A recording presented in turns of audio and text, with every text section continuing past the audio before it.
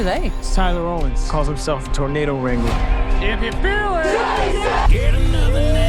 Boys, in this movie we have Twisters. Hello everyone, welcome to another Into the Void Real Review. This time we're reviewing Twisters, plural. Everyone knows Oklahoma is known for this. Their flatland, their football team, and most of all, their Twisters. And I'll be first to admit that I do have bad dreams about Twisters. I don't know what it is, it's something about the devastation that Mother Nature can wreak at any moment's notice. Now first things first, there will be spoilers, so I don't want you to continue if you want to know nothing of the plot or what happens in the movie. Okay, let's get started. Twisters is a spiritual successor to the original Twister starring Bill Paxton and Helen Hunt that came out back in 1996. I say spiritual successor because honestly it has very little in common with the original Twister except tornadoes. Twister stars Daisy Edgar Jones as Kate and Glen Powell as Tyler.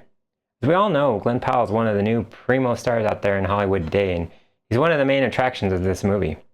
He plays a YouTube extraordinaire known as the Tornado Wrangler. But honestly, he's not the central figure in this movie. Kate is the central figure who is obsessed with chasing tornadoes with her ragtag group of friends. The plot follows Kate, who is obsessed with chasing Twisters and is even close to creating a method to disintegrate a tornado on the spot. However, at the beginning of the film, she encounters disaster when most of her friends are killed chasing a tornado to see if her method will work. It's a trauma that causes her to stop doing what she loves and makes her quit chasing tornadoes, going so far to relegate herself to working behind a desk, predicting them through weather models. Only later, when an old friend, Avi, played by Anthony Ramos, the one and only friend that survived the tornado disaster she herself survived, does convince her to go back to chasing tornadoes, even if only for one more time. We need your help. No, I don't chase anymore. Kate, we can save lives. I'll give you 1 week. Side note, he also has a crush on her, which creates a love triangle that resonates later on throughout the movie. Anyway, to reiterate, when he comes back to recruit her, she decides to go back to chasing tornadoes. At least for one more time, that is. Of course, things end up different, otherwise we have no movie. She ends up joining the group that has been put together that has less than admirable motivations for chasing tornadoes. It's not to help people, but to further the cause of real estate investors, or something like that. That part's a little convoluted, but needless to say, it's not for a good cause like helping the common working class people.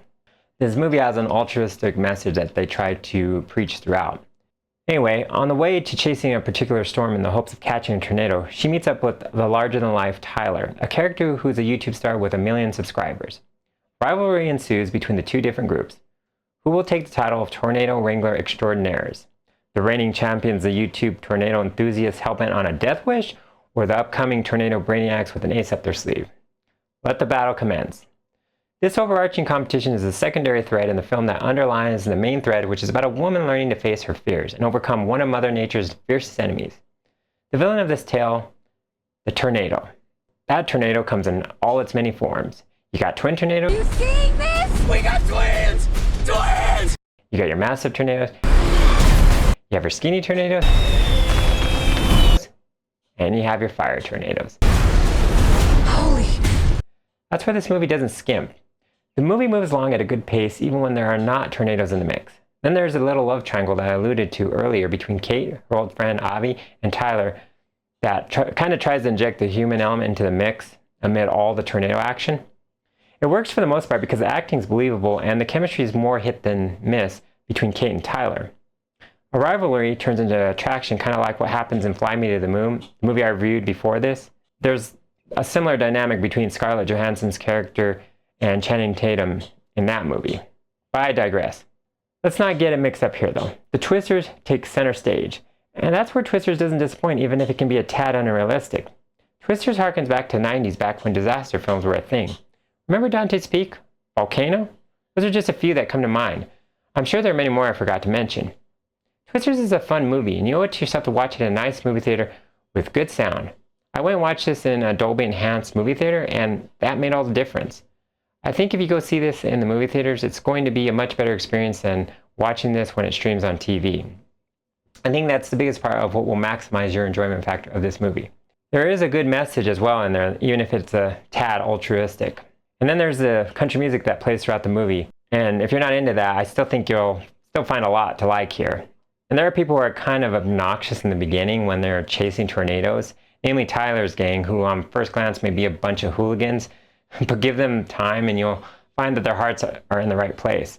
It's kind of like the movie as a whole, because in the beginning you may be wondering if you're going to be on board with it. You wonder if it's all bluster and wind. Pardon my tornado pun. But give it time and you'll start to love this film for its great set pieces, featuring the star of the show, you guessed it, the almighty Twister. Tyler is like a microcosm of this idea. In the beginning you kind of feel he might be a prick, but then later on you grow to love him, which is why you can believe Kate starts to feel something for him as well. Even if in the end they don't kiss. What's up with that? But never mind that, the movie still works and doesn't ultimately feel hollow in the end like the vortex in a tornado. Damn, I did it again. Sorry. I'm giving Twisters an 8 out of 10. So guys, what did you think of the movie? Were you blown away? I want to know in the comments. And while you're at it, if you want more of this content, be sure to subscribe and like the video. Thanks, and I'll see you in the next one.